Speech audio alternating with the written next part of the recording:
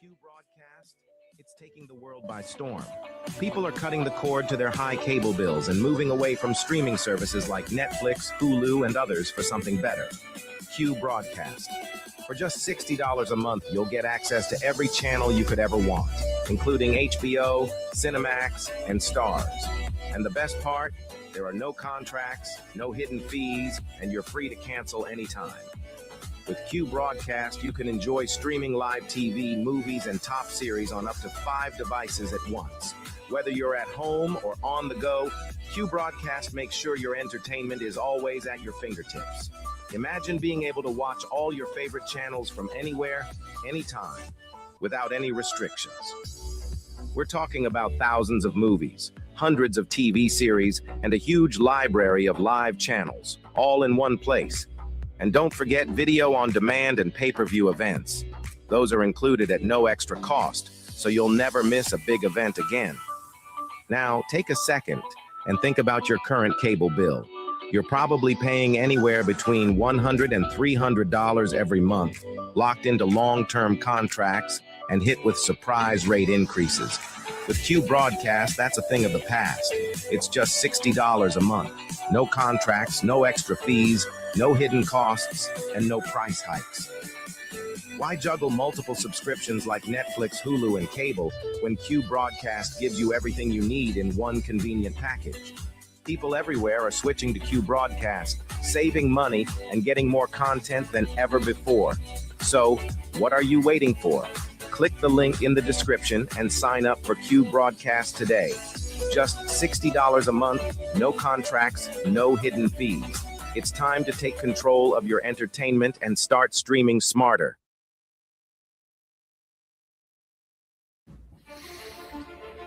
We live in a world where men are told it's harmless. It's just entertainment. But let's stop lying to ourselves. Pornography destroys. It weakens your spirit.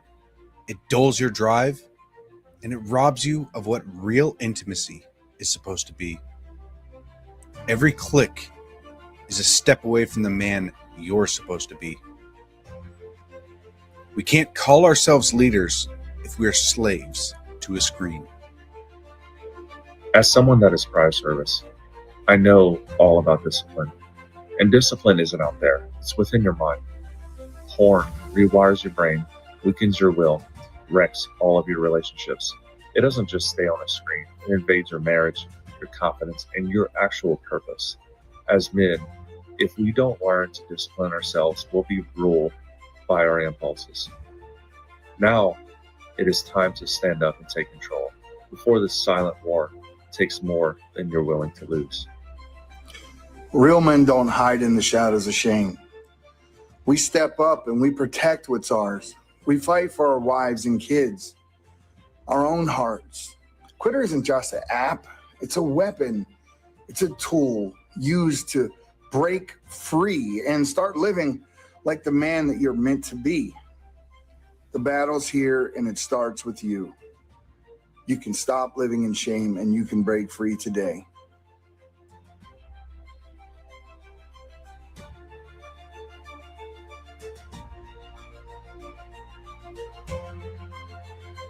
Of Q Broadcast, it's taking the world by storm. People are cutting the cord to their high cable bills and moving away from streaming services like Netflix, Hulu, and others for something better. Q Broadcast. For just $60 a month, you'll get access to every channel you could ever want, including HBO, Cinemax, and Starz. And the best part, there are no contracts, no hidden fees, and you're free to cancel anytime. With Q Broadcast, you can enjoy streaming live TV, movies, and top series on up to 5 devices at once. Whether you're at home or on the go, Q Broadcast makes sure your entertainment is always at your fingertips. Imagine being able to watch all your favorite channels from anywhere, anytime, without any restrictions. We're talking about thousands of movies, hundreds of TV series, and a huge library of live channels, all in one place. And don't forget video on demand and pay-per-view events. Those are included at no extra cost, so you'll never miss a big event again. Now, take a second and think about your current cable bill. You're probably paying anywhere between $100 and $300 every month, locked into long-term contracts, and hit with surprise rate increases. With Q Broadcast, that's a thing of the past. It's just $60 a month. No contracts, no extra fees, no hidden costs, and no price hikes. Why juggle multiple subscriptions like Netflix, Hulu, and cable when Q Broadcast gives you everything you need in one convenient package?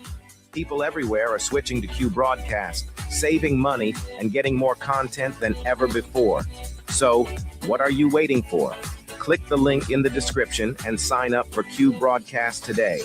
Just $60 a month, no contracts, no hidden fees. It's time to take control of your entertainment and start streaming smarter.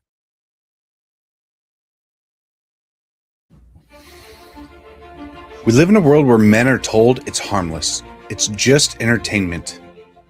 But let's stop lying to ourselves. Pornography destroys. It weakens your spirit. It dulls your drive. And it robs you of what real intimacy is supposed to be. Every click is a step away from the man you're supposed to be. We can't call ourselves leaders if we are slaves to a screen. As someone that is prior service, I know all about discipline. And discipline isn't out there, it's within your mind. Porn rewires your brain, weakens your will, wrecks all of your relationships. It doesn't just stay on a screen, it invades your marriage, your confidence, and your actual purpose. As men, if we don't learn to discipline ourselves, we'll be ruled by our impulses. Now, it is time to stand up and take control before this silent war. Here at the Anomic age, we know that these times of uncertainty are stressful. It is incumbent upon all of us to put our fears first and bow down to government tyranny. Gone are the days of freely leaving your home, working, and social interactions. In exchange for safety, we will trade liberty. At the Anomic age, we understand. However, just in case you want to get off your knees and stop being a sniveling coward, check out the John Age Project at anomicage.com.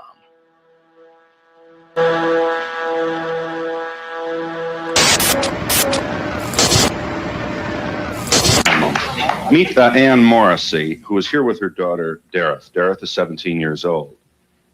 Mrs. Morrissey, I don't have to tell you that most parents would be extremely depressed if their daughter came home one day looking like this. I assume that was your response. Shock, anger, depression? What was it? I was extremely angry. I really went bananas. Yeah, how old was she when this happened? Possibly 13, 14 years old. We're talking like it's a disease, isn't it? Well, Yeah. How did she explain it to you, Mrs. Morrissey? there was very poor communication until we went into counseling. And it almost broke up our family.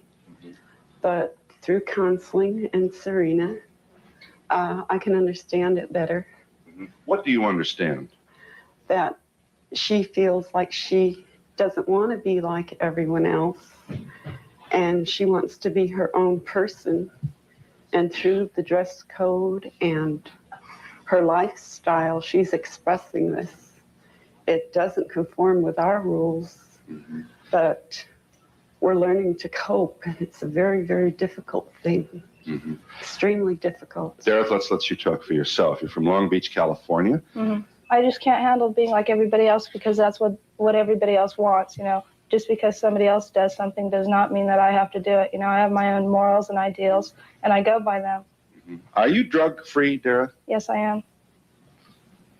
Is this a political statement then? Do you have some misgiving about the society that you see? Yeah, there's a lot of problems, you know. A lot of the people are really aware of what's going on, you know, and I don't like it, you know. There's a lot of problems. What? I don't like the way society is based. What bothers you? Give us some of the misgivings you have.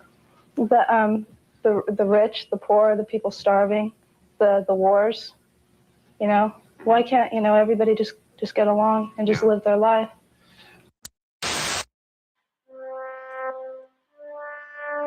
Here at the Anomic Age, we know that these times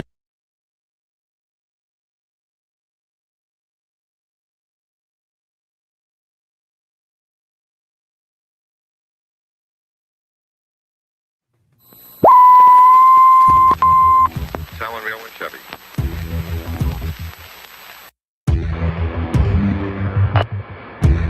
Propagating truth in a world of lies. You are listening to the John H. Project.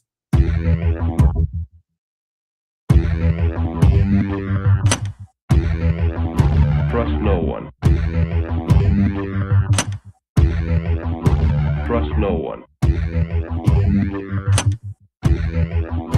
Trust no one.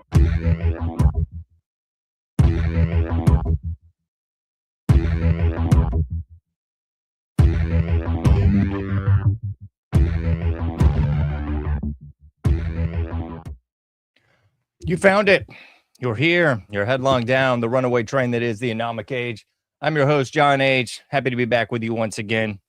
Hailing proudly from the coastal plains of the Old North State, I'll be your tour guide this evening as we take a somewhat satirical journey down the path of murder, destruction, mayhem, and the extermination of human life on this planet, a forced march into obsolescence thrust upon us by a global Luciferian death cult of pedophiles. Check out anomicage.com if you've not already done so. Please like all the likes, subscribe to all the subscriptions, paypal.me/anomicage, patreon.com/anomicage as well.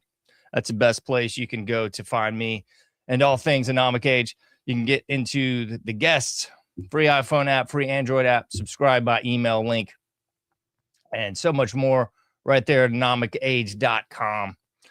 I won't waste any more time with the preface for you today. We got a great guest for us again. Jaye Weidner, he's been on the show 2 other times. So if you've missed any of those episodes, please go forth and check those out.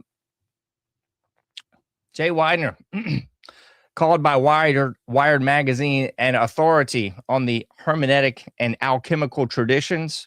He is renowned as a filmmaker, author, and scholar, considered to be a modern-day Indiana Jones for his ongoing worldwide quests to find clues to mankind's spiritual destiny via ancient societies and artifacts.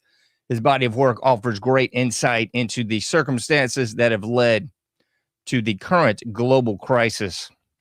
He's a writer, director of the feature film The Last Avatar, director of the critically acclaimed documentary Infinity, The Ultimate Trip,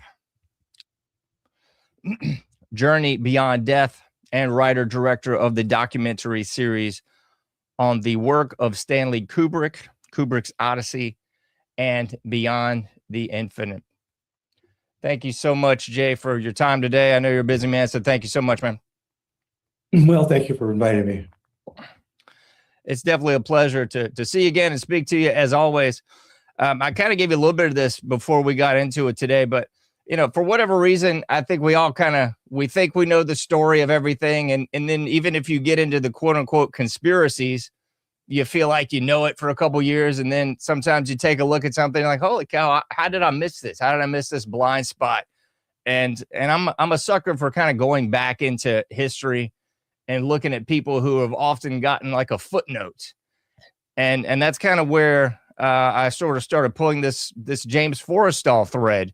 And I know he connects to JFK, which connects to the moon landings at MJ-12. And I thought we just kind of started there because, for better or worse, I think everybody knows JFK, Allen Dulles, and so forth. But Forrestal, for my money, he just kind of got swept under the rug. And I think he's a very integral part.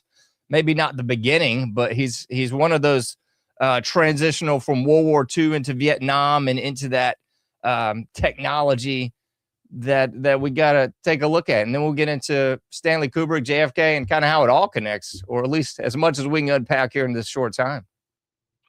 James Forrestal is just a footnote in history, but he's actually an incredibly important guy. He took JFK and him were friends, and he took JFK to Germany in 1945, where they definitely went in and looked at the secret weapon systems being developed by the Germans at the end of World War II, including most likely the place where they were producing the Bell and all of the anti-gravity stuff. Forrestal then became the first Secretary of Defense. It was the Secretary of War, and they changed it. And he was the Secretary of Navy, which is a super high position, by the way. And then he became the Secretary of Defense. This all at the same time period that the CIA is being created, shadowing the Office of Naval Intelligence, which used to be the primary intelligence gathering agency in the United States. So there's lots of tension. I think that's why he got put in to be the first Secretary of Defense, because the Navy was really, really not very happy about all of this. And Kennedy was also in naval intelligence. PT votes were naval intelligence, and he ran one. And anyway, they were both Irish Catholics, and they just liked each other. They're from New England, and so Forrestal became a mentor for JFK. And then I believe that Forrestal was giving JFK MJ-12 secrets, because he was in MJ-12 also. And I believe that Kennedy began realizing that we had anti-gravity and free energy, because that's what was going on by the end of the 50s. And I believe that they killed Forrestal because he was giving these secrets away. He wanted this stuff liberated. He realized that this could probably, save humanity. And I believe Kennedy did too. Kennedy was being given seriously big doses of LSD in the White House by the wife of the former head of the CIA, whose name's going to escape me now. I can't believe I can't remember her name. Beautiful woman. And she was dedicated to bombarding all the politicians in DC, because that's where she lived, with LSD, believing it was a peace drug. All right. So she was bombarding JFK with LSD, and JFK was beginning to have change of mind about things. And he was starting to think that, Vietnam was not a good idea, and these guys that are keeping all these secrets and everything have got to be outed. And he's having a lot of misgivings about everything because of this drug. And so then he decided to pull a fast. This is my opinion. Yeah. He decided to pull a fast one, and knowing fully, because Wernher von Braun told him that we could not get to the moon without a rocket the size of the Empire State Building. And we know that Wernher von Braun and Kennedy got in a huge argument at Houston, NASA, when Kennedy visited. We don't know what that argument was about, but it was a rather heated argument. Then Kennedy tried to hijack the whole thing by saying that we want to get to the moon by the end of the decade, knowing fully well that NASA did not have the capability of doing it. And by the way, also we now know that Kennedy and Stanley Kubrick were actually having conversations with each other at this time.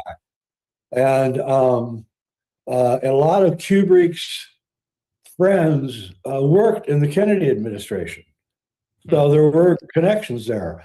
So anyway, NASA completely flipped out when Kennedy did this and didn't know what to do.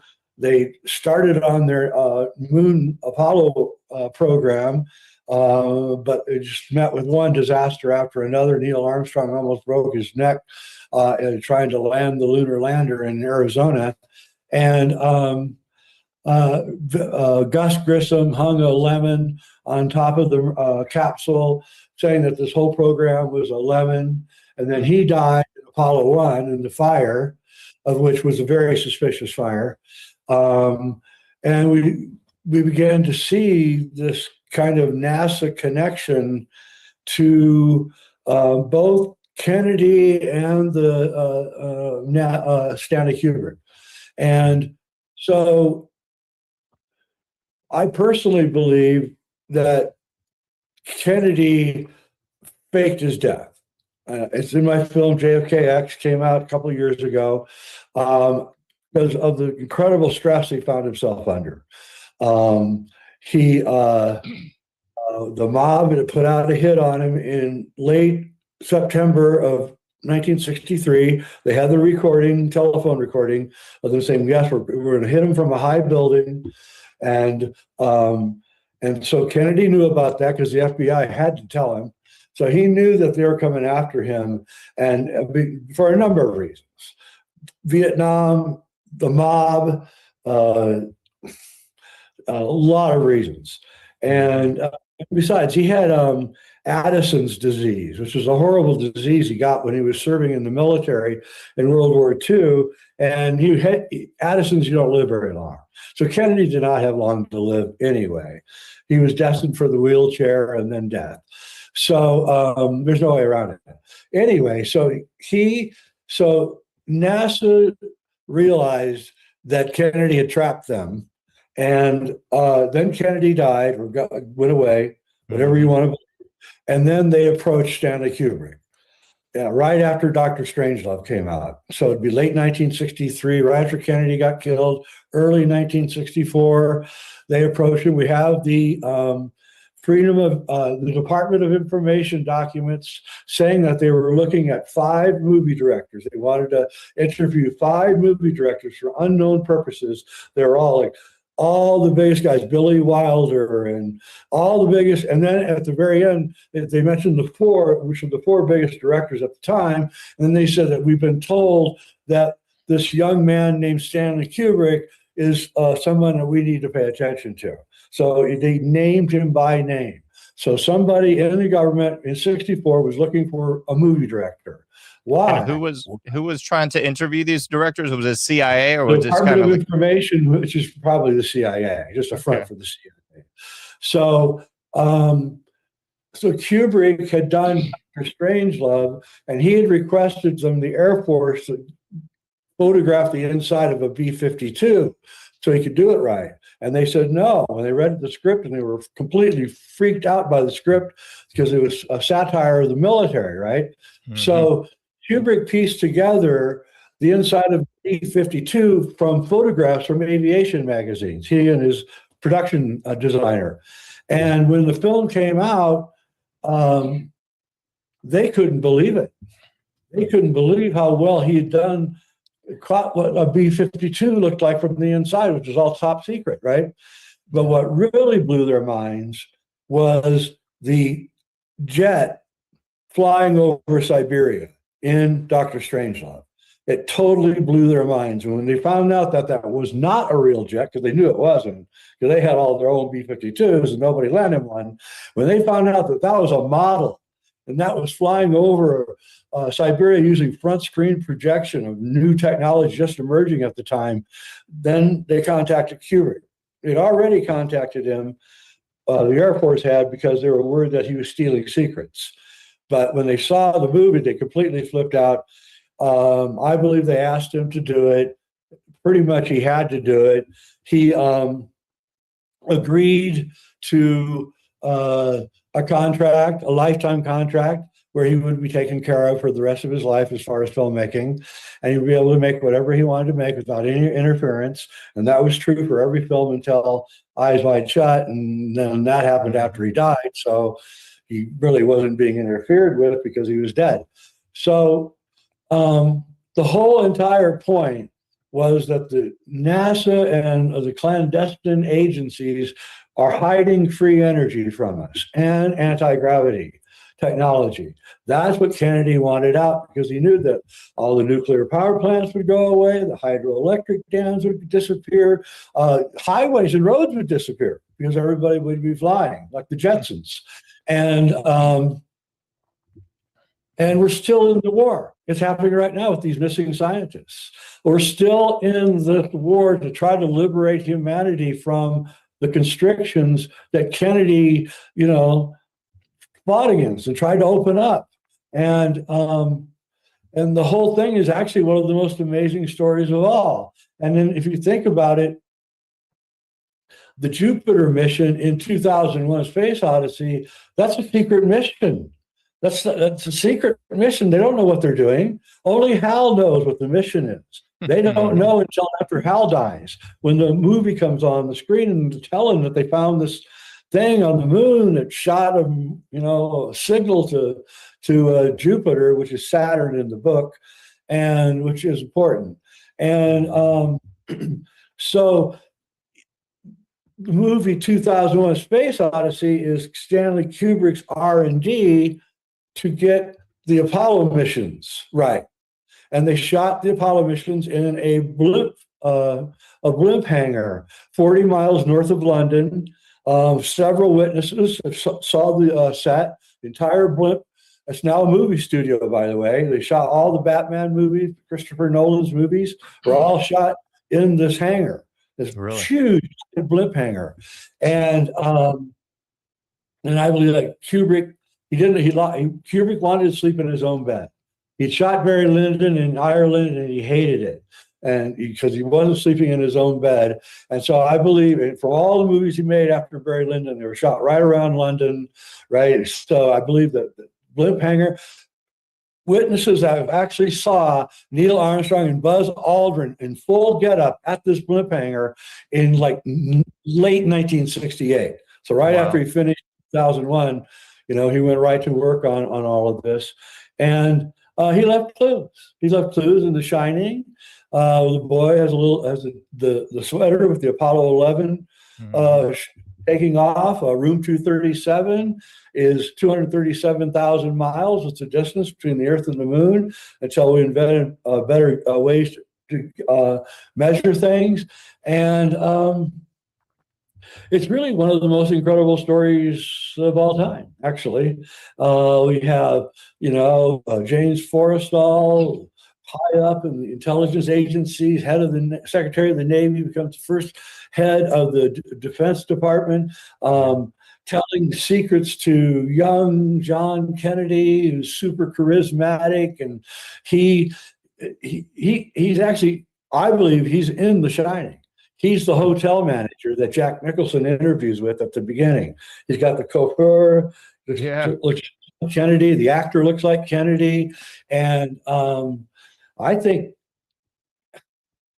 Kennedy might have had some discussions with Stanley Kubrick, to be honest with you. I think Kubrick was kind of telling us this in the movie The Shining.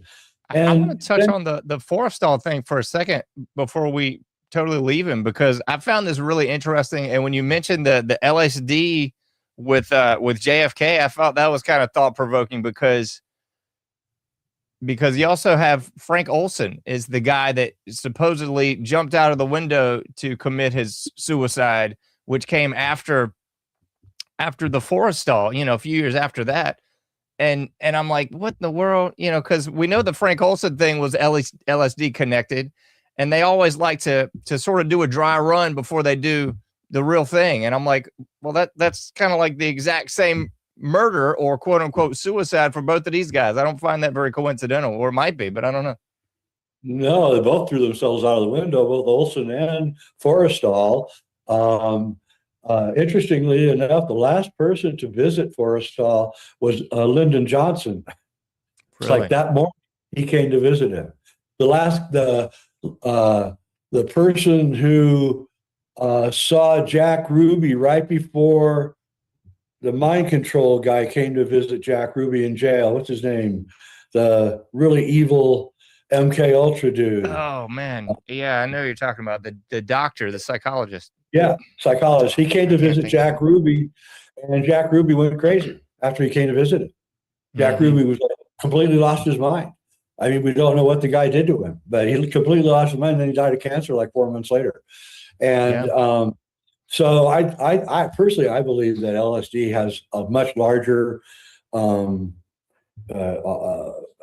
effect on the world than we're giving it credit for. I believe that it's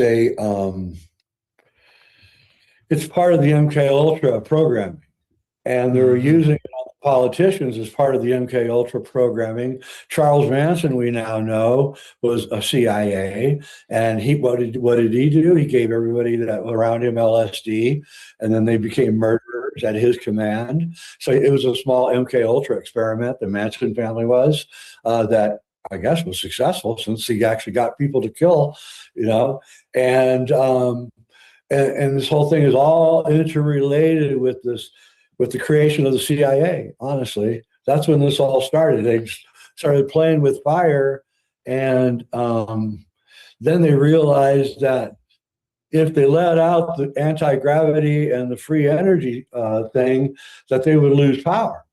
And so it became important to suppress it, and it's suppressed to this day.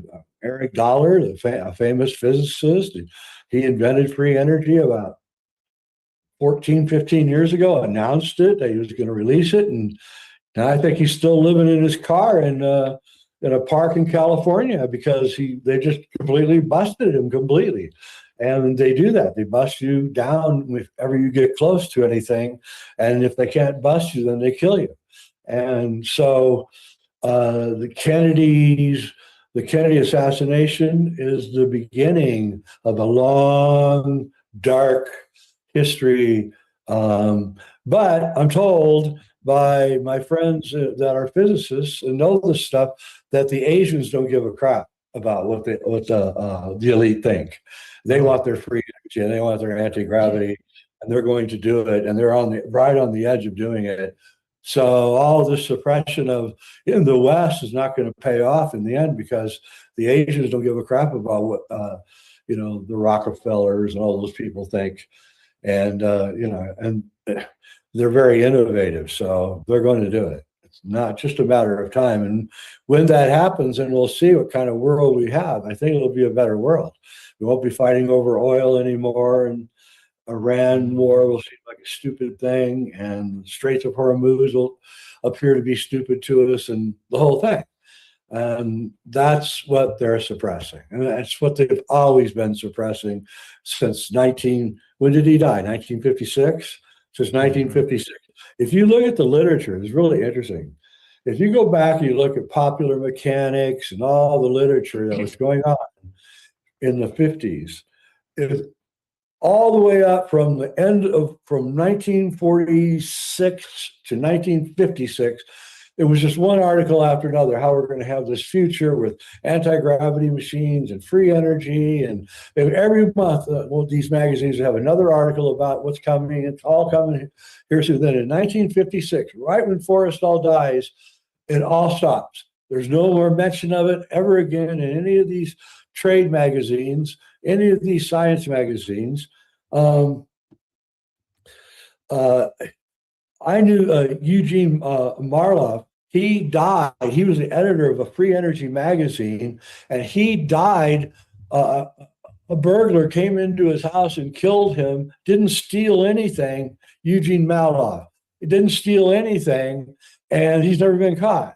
And over and over and over and over, we see the same thing happening, and it's all part of the giant suppression that Forrestal and Kennedy wanted to stop. And then we follow up with Kubrick, and we begin to see that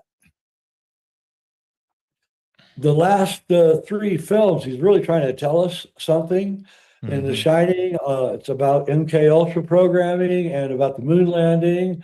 Full Metal Jacket is again about MK Ultra, getting people to kill for you by training them and mind controlling them. And then we have Eyes Wide Shut, which, he might as well just let everything out at once, right? And yeah, he died before Eyes Wide Shut was released. And strangely enough, exactly 666 days before January 1st, 2001, his most famous movie. And believe it or not, exactly 666 days after that computer beat the Russian chess champion. Well, why do I think that's important? Because Kubrick was a chess champion. And so it's just strange, and it makes me think that maybe he faked his death. and picked this date to do it. Not sure why he would fake his death, but maybe he got threatened for Eyes Wide Shut. Because I know he showed it to these studio executives in London about 5 days before he died, and they hated it. And I heard the guy that told me was one of his assistants, and he said he was in the lobby. He wasn't allowed to be in the theater. It was just the executives and Stanley and me, I think Stanley's wife. And so he had to hear it through the door. So he couldn't hear it very clear. So it was all muffled, but definitely he heard Stanley saying, "You're not touching my GD picture," right? Right. He heard Stanley say that. And then Stanley stormed out of this meeting, just furious, right? And that's all we know, right? Except that he died 6 days later, and his chauffeur, who wrote a book about his time with Stanley, says that when he came back from the funeral, Stanley's funeral, there were like 5 or 6 dark limousines and vans in Stanley's driveway, and the door to Stanley's office, which was only opened by him and the chauffeur, was open, and there were like 7 or 8 people rifling through everything that Stanley had, packing it up in boxes and taking it. That's from his book. So I didn't make that up. That's what he says. So, I don't know what they're looking for or what they found, but probably has something to do with the moon landing. But who knows what Stanley was involved in? I mean, that sounds like the Tesla stuff where you hear the same stories about Tesla's death and everything was taken immediately after he deceased, Yeah, by Donald Trump's uncle. Yeah, exactly right. Don Trump. Yeah. How weird is that? It's so weird, and this is the only guy that has ever made me feel this way about movies. And you might think the same thing, but every Stanley Kubrick movie, and I don't pretend to have seen every single one, but most of them, they always leave me feeling unsettled. Like there's something unsettling about them that makes you go like, what the flip did I just watch? And even if it's a couple years, you watch it again, and it's kind of like I mentioned at the beginning of the show, you put a little bit, another piece of the puzzle in. Okay, well, heck, I didn't see that the first time I saw The Shining when I was, 5 or what. Sadly, I watched The Shining. It was one of those ABC movies of the week or something where they'd show when I was really young, and I was just like, what in the world did I just watch? And I say that like 30 some years removed from that. Nothing to do with the book. Not really. And that was all done on purpose.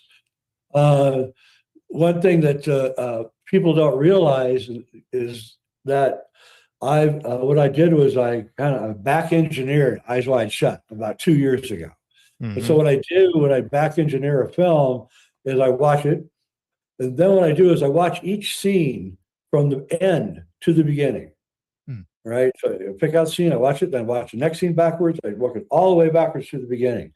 Yeah. And when I did that with Eyes Wide Shut, I realized such I couldn't hardly believe. And that was that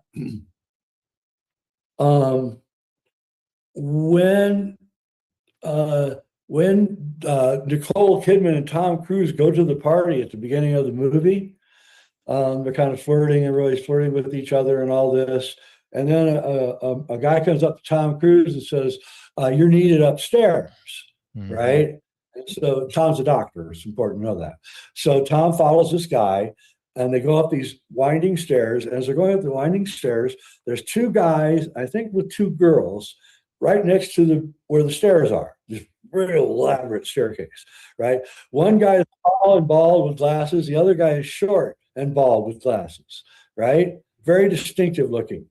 Okay, he walks past them up the stairs, and then he meets this girl, and he saves her life and all this, right? So then Tom finds out about the party, the orgy, right, from the piano player, Nick Nightingale.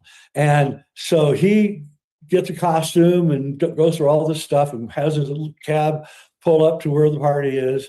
And as he's walking up the stairs going into the party, the orgy, there's those 2 guys again. And they're checking everybody out that's walking through there, right? That's coming by. Just like they were watching the stairwell, because the upstairs were forbidden to go up to at the party at the beginning of the movie. Okay, so where does all this leading? All right. So finally, oh, and when Tom goes back to the house later that day to check out the house again, he's given a note through the fence by the short guy, the short round guy. I call him O and I, that tells him to not get involved, right? Stay away, right?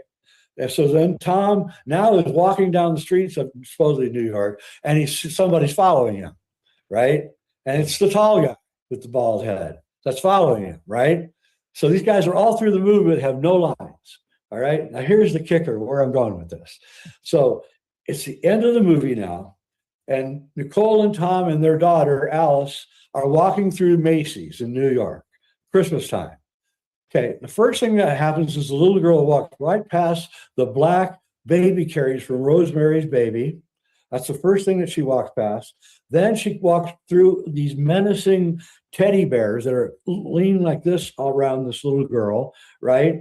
Nicole is very concerned about her. Hey, don't go over there. Be careful, Alice. Right? She's talking to her and very concerned about her whereabouts and her welfare. And then Tom and Nicole are having this weird conversation, and Tom goes, well, what are we going to do next? And she says, well, I don't want to think about the future. It's too painful. And he says, well, I just don't know anymore. And then, I kid you not, nobody sees this.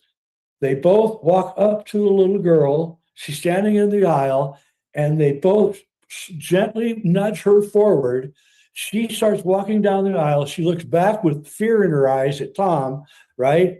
And then she walks forward, and there's those two guys at the end of the aisle waiting for her.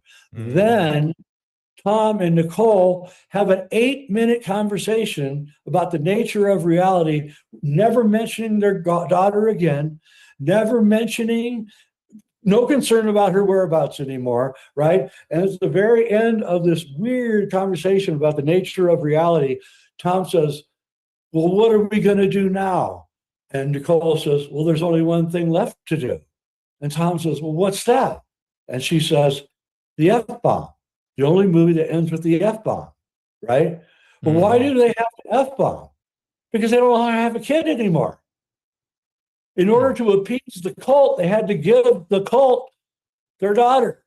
And that's what the whole scene is about. And it becomes obvious once you see it. It's obvious. They're abandoning their little daughter to these two creepazoids that have been chasing after Tom and doing all sorts of things. And they don't even have one line in the whole movie, these two guys. It is the creepiest thing I've ever seen, maybe in any movie ever. And I never saw it. I saw it at least 10 times. I never saw any of this. It was only when I decided to deconstruct it by taking it backwards that I saw it, right? And I remember when I first watched the last scene first, right? So you watch the last scene first, and I saw those two guys, and I went, wait a minute, what are they doing here? They're nudging their daughters towards these two guys who are waiting for her. Right? And then I started realizing what was going on. And they're clearly the two thugs that work for the cult. And the other thing about Eyes Wide Shut, which is really kind of amazing, is it looks like everybody in the movie is in the cult except for Tom Cruise. Yeah. Including Nicole Kidman. Everybody is in the cult.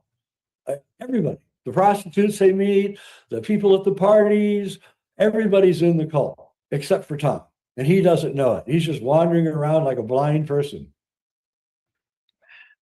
And it's so wild because I was thinking about this and pulled it up. Nicole Kidman's father, Dr. Anthony Kidman, again, psychologist, biochemist, author, and some pretty dark connections to bad things with kids. I'll say it like that. Yeah. Kubrick is not alone in this either. His co-producer, oh great, I'm going to forget his name. His co-producer on Paths of Glory and Lolita and one other film, he had an affair with Susan Lyons. I think it's James Harris. Is that correct? Yeah, that's it. Okay. And James Harris had an affair with her when she was 14 years old, and he was 30. And she was associated with the Laurel Canyon crowd, who were all, what's her name, the lead singer of the Mamas and Papas. Not the lead singer, the second woman. They were friends, right? And she came out when James Harris, I think Phillips, I she can't came think out of her name. when Kubrick died, and said that James Harris had an affair with Sue Lyons when she was 14 years old. All right. So this whole thing it's all around us, and we don't even know it or see it. And it used to just be forgiven. Now it isn't. But in the old days, it was like, what did Whoopi Goldberg say about Roman Polanski? He was just having fun, right? It was like, yeah, okay. And by the way, Roman Polanski and Stanley Kubrick were really tight. So, yeah, really tight. And Roman would always fly to London with his new film and show it to Stanley at Stanley's movie theater at his mansion. And they really liked each other a lot. I think Roman Polanski is a really, really great filmmaker. I'm sorry about his own personal life, but I can't deny the guy really knows what he's doing when it comes to movies. So, you got to forgive. One of the things revealed, and I can't think of this guy's name either. The recent book that was exposing like the Manson CIA connections, but it was revealed that there was the CIA book, Operation Chaos. Yeah, but there was allegedly a pornographic film of Sharon Tate uncovered by the police, given to Polanski, and then who knows what happened after that. And that's all kind of suspicious because Polanski just happened to not be there that day. Yeah. And he didn't look, I don't know, the video that was taken of him right after, it didn't really look very like sad or anything. So I don't know what's going on in that thing. Miles Mathis, the researcher, he thinks the whole Sharon Tate thing was faked. That was just a fake out, because he got pretty good evidence too.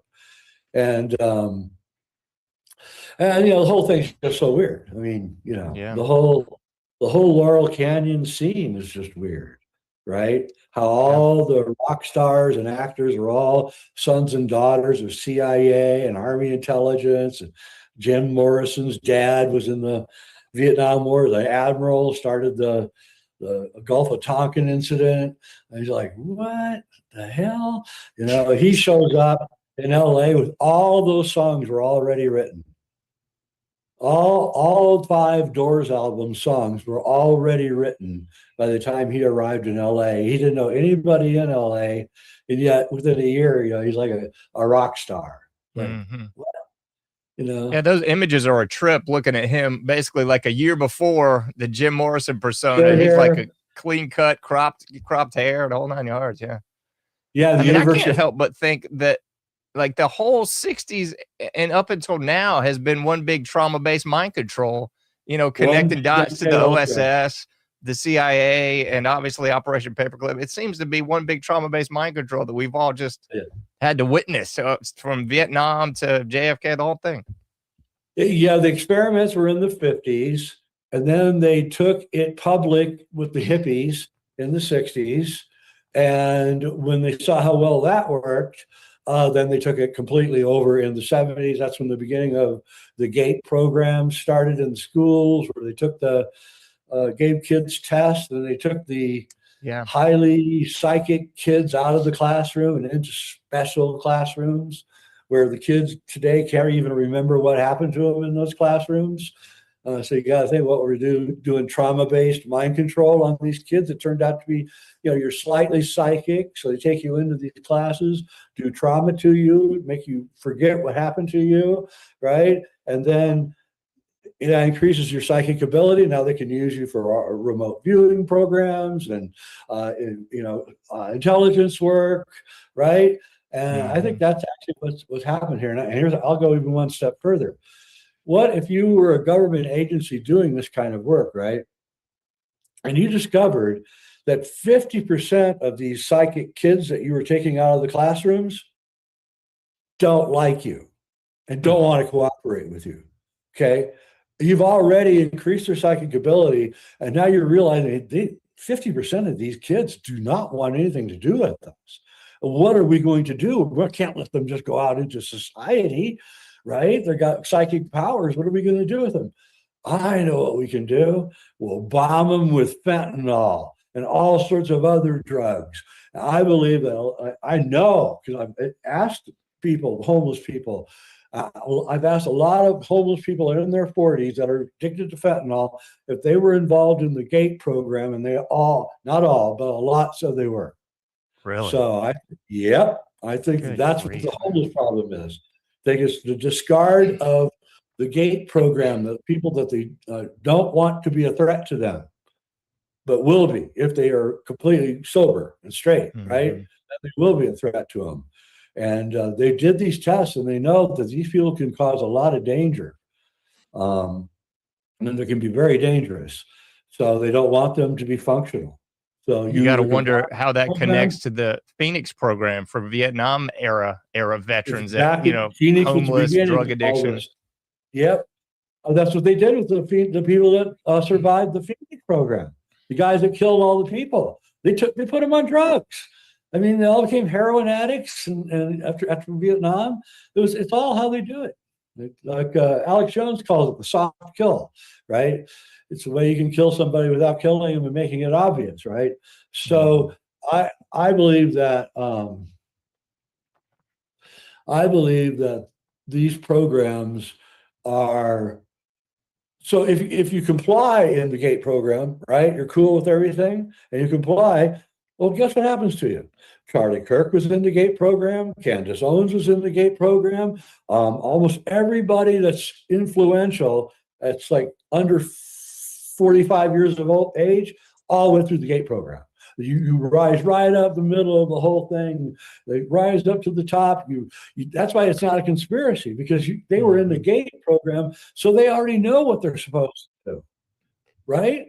So that's why it looks like, oh, so they gave all the news commentators the same script and they're all reading the same words, right? No, they all went through the same mind control program, so they already know what they have to do. Then nobody has to tell them. They already know. They've been told back in the GATE program what to do and what to expect and how to act, and so they're all part of it. It's like a hive mind, and it's running everything. It's like the ultimate conspiracy.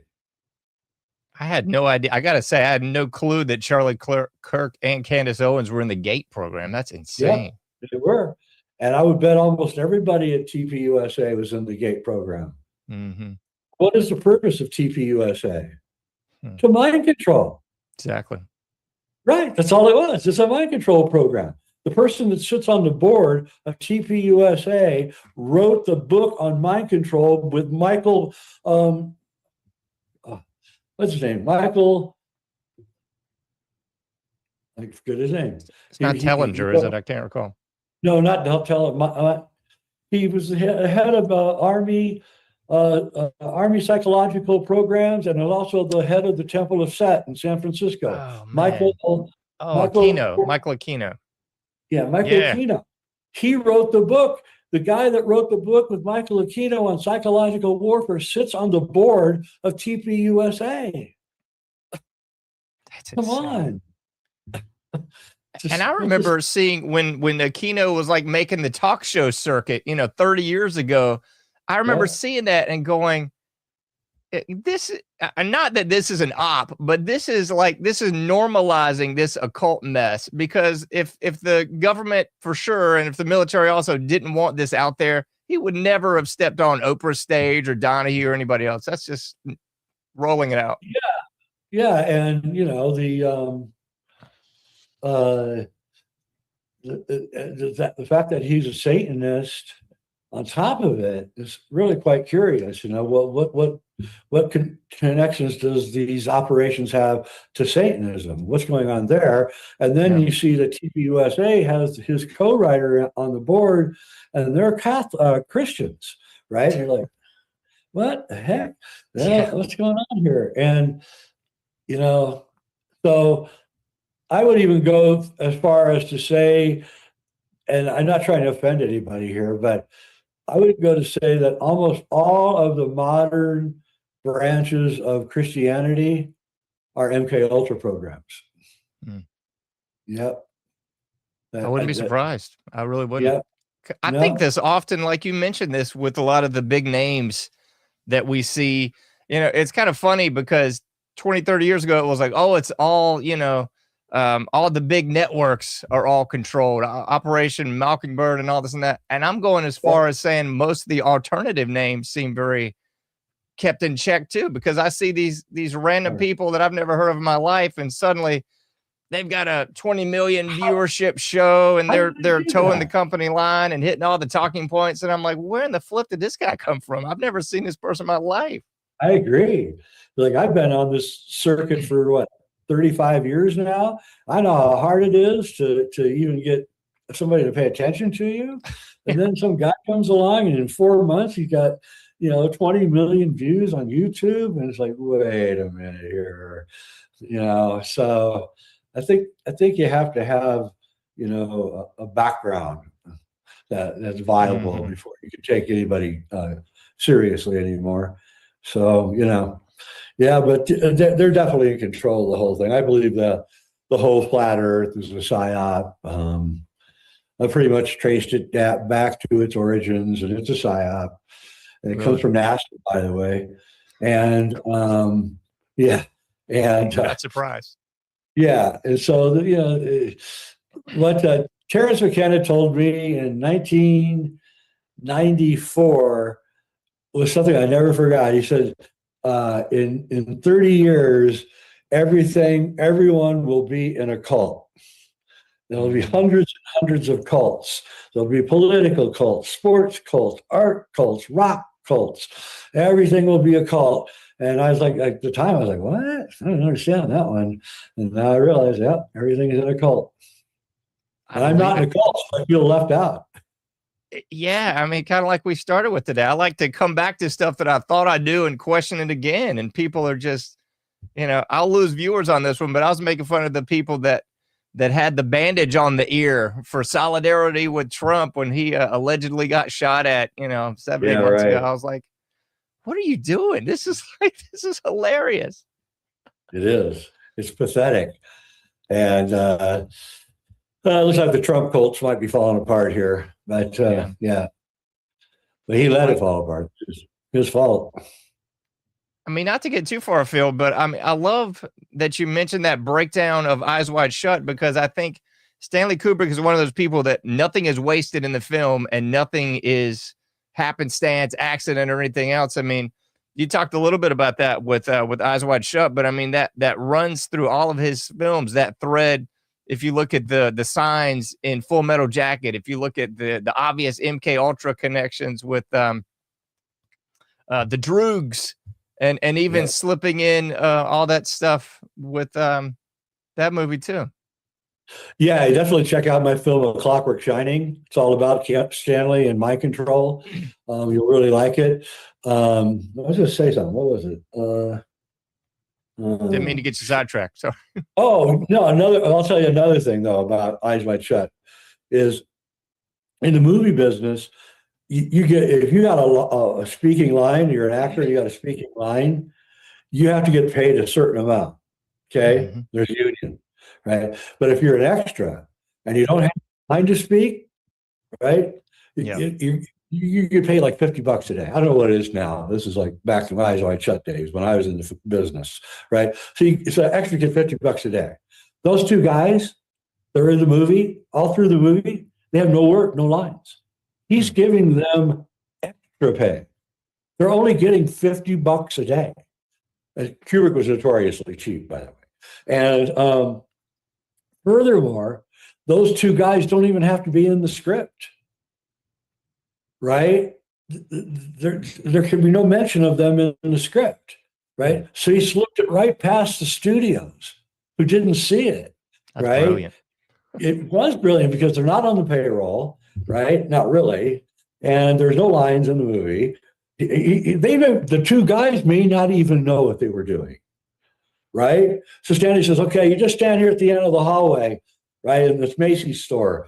Okay, and I go, okay, just stand there and act, just stand there, just stand there. Okay, then he has the little girl push towards him. Maybe even Tom Cruise and Nicole Kidman don't know what's actually going on in the scene. If you think about it, now everybody, I hope, is going to go look at this and backtrack it, because it's really kind of amazing. You can tell that they're guarding the stairs. They're going up to the top of the house in the mansion. They're letting everybody into the orgy. They're looking at him and opening the door for him and everything. And then they're the ones that are they're following Tom Cruise. They threaten Tom Cruise, and then they give their daughter to these two guys at the end of the movie, because that's the sacrifice. Because if you remember in the orgy, the woman stands up and says, "I will sacrifice myself to save him," right? And so that sacrifice had to be repaid, right, by Tom for violating the rules and going to the orgy. So that's really the subtext of the entire movie. And he somehow slipped it right. They cut a lot of other stuff, believe me. There's about 20 minutes cut out of that movie. But they didn't see that part. Somehow they missed it. And because he did it so subtly. And if you watch the movie now, you'll see how subtle it is. It's like, whoa, right? And the only really thing that you distinguish him is one's tall and thin and one's short and fat. Yeah. It's so wild, man. It is. And he's doing the same thing in The Shining and the same thing in Clockwork Orange. I mean, I'm not sure if I buy this one, but it looks like in Clockwork Orange, they've got adrenochrome on the wall. I can't see the whole word, but it sure looks like it. Looks like it's adrenochrome. Adrenochrome. It's one of the drugs that they're selling at the milk bar. Yeah. And so it's just very center of the word adrenochrome. It's just the A is gone and the E is gone. So it's adrenochrome. And to know that in 1970, when he made that film, how did he know that? I mean, And that movie, by the way, is chock full of Anthony Burgess, the writer. He was in MI6. He was an intelligence officer. So making drugs that affect you when you're watching movies, just think about it.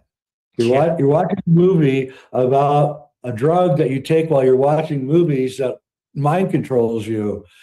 And the movie that you're watching is mind controlling you. And because it's making a psychopath into a charming guy. I mean, if you think about Alex, he's a complete psychopath. Mm-hmm. You like it. What kind of double black magic trick is that? And you got to wonder why that was so heavily censored. Well, I mean, you know why now, but I mean, so heavily censored, even when it came out in England, it was like, the I'll tell you non grata films. But I went to see Clockwork Orange when I was 17 with 3 of my high school buddies. All right. We all went together and we all really liked it. Right. And we talked about it for hours. Over the next 3 months, all 3 of those guys got into criminal trouble. Right? They were just pure guys. They never broke any laws. They didn't cuss. All of a sudden, these guys are like vandalizing places and getting in trouble, beating people up, and I was like, what the heck, right? And I always wondered if there was something in A Clockwork Orange that unleashed this on these guys. Because even I felt it after I saw it. A little bit like I don't know, it's weird. And then Kubrick pulled it from England, where he lived. Okay. Now, I never heard of a film director being able to pull a film from a whole country. I've never heard of that, right? But he did. He pulled it from England and said, we're not going to be able to show this in England. If you want to see this, go to Paris or wherever, right? But we're not. Why did he do that? Why did he do that? And furthermore, I'll go one more step, because I was around at the time. Right after Clockwork Orange came out, bands of droogs started appearing in every American city. They looked dressed just like Alex and his droogs. They had canes and they were walking down the street looking for violence. Okay. It's so wild. Yeah. So what is in Clockwork Orange? What is it really saying? You know what I mean? Because I knew that whole motif, like the Clockwork Orange motif, was really big in the mods and the skinheads and the punk scene, but I didn't realize it sort of touched even everyday America, so to speak. That's wild. I didn't know that connection. Yeah, I just wonder. I'm wondering if he wasn't doing an experiment for the government in some way, right? Because he did work for the government in 2001. You know, if you look at the credits of 2001, he thanks all the aerospace companies and Air Force intelligence and naval intelligence, and right. So he's already wrapped up in the military-industrial complex by the end of 2001. NASA's visiting him in London, and all of that's going on. Arthur C. Clarke was, of course, the driver into this. So what if all of it was some kind of mind control experiment? All of it. All of it, all the films. I mean, that would play right into the other movie, Full Metal Jacket, where I think he kind of speaks to how much of a mind control element the military became or is. Absolutely. Absolutely. And again, what is the point of the mind control in Full Metal Jacket? To teach you how to kill.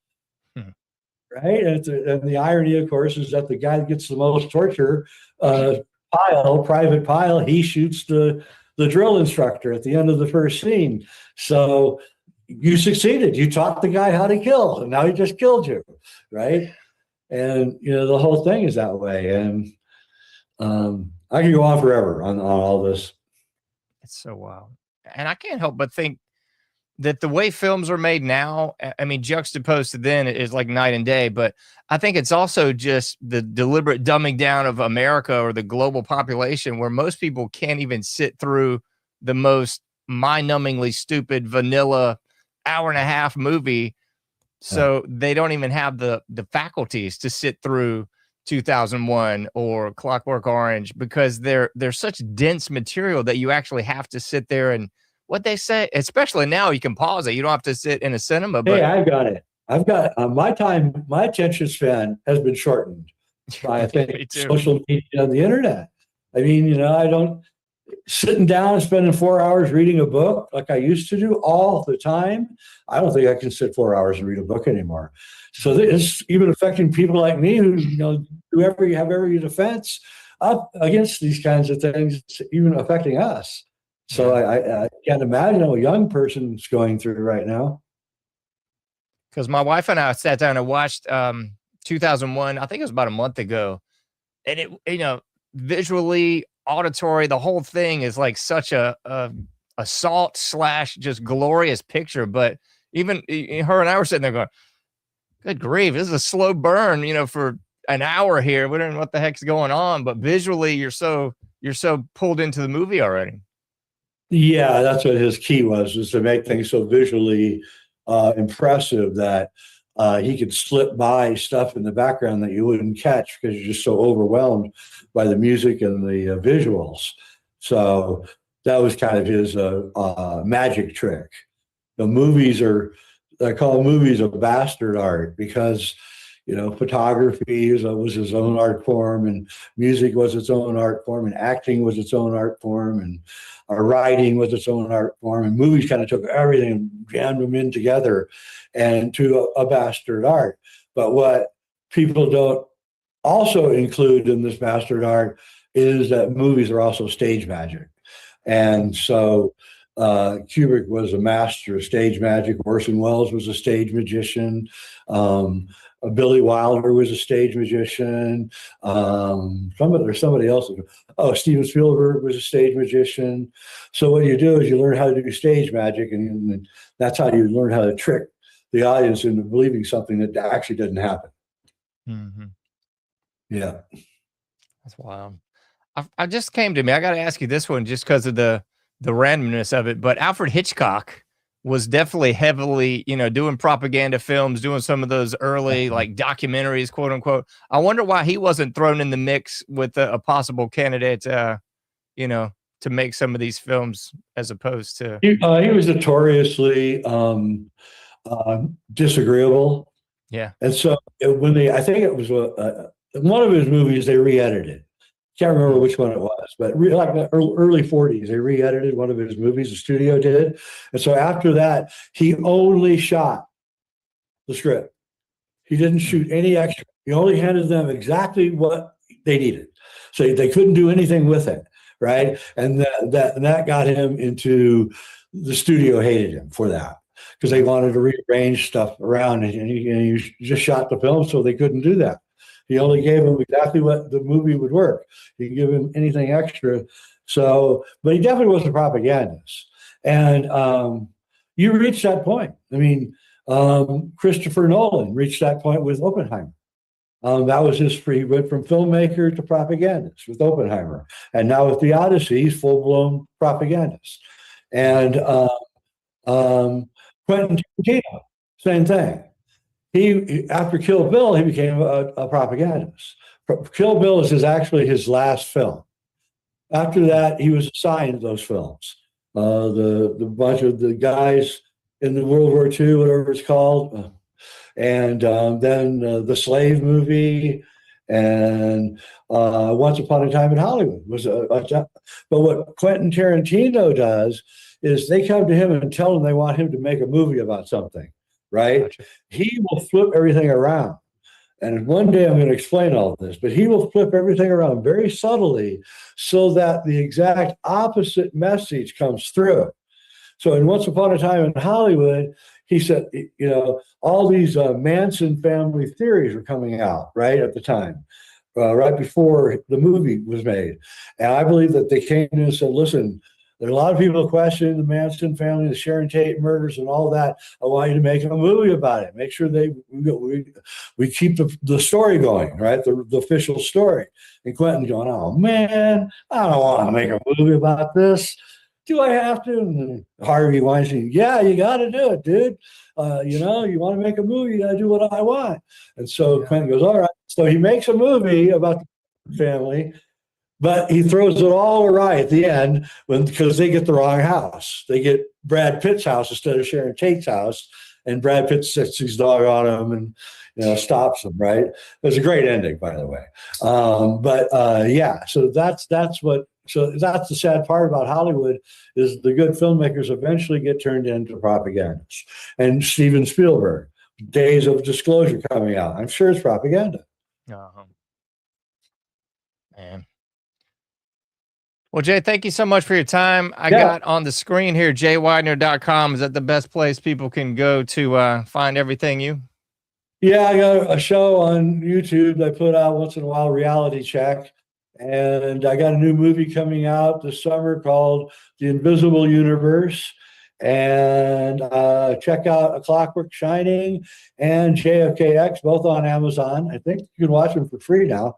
And and my friend Ryder Lee, I produced it. He had a new film coming out, should be out next month, called Psychic Agent, The Gate Program, all about the Gate Program and MK Ultra and remote viewing. And it's a really good film. So that'll be on Amazon too, in probably 2 or 3 weeks. Oh man, I got to see that. I'd love to talk to you for a minute on that one. Yeah, I'll have you. I'll get Ryder and me, and we can come on and talk about it. That'd be great, man. Well, I'll close things up here, but thank you so much again for being on the show. If you'll stick around for about 30 seconds after the credits roll, I'll say goodbye to you at the end. Okay. All right. Thank you so much, sir. All right, folks. If you missed any of that, please check out anomicage.com. You can find this interview, the previous as well. You can pause it. You can rewind. You can take notes, all that good stuff. Go to anomicage.com. You can find all that. As I always say, you can't do everything, but you can do something. Please stick around, and I'll be seeing you sooner than later in the Anomic Age.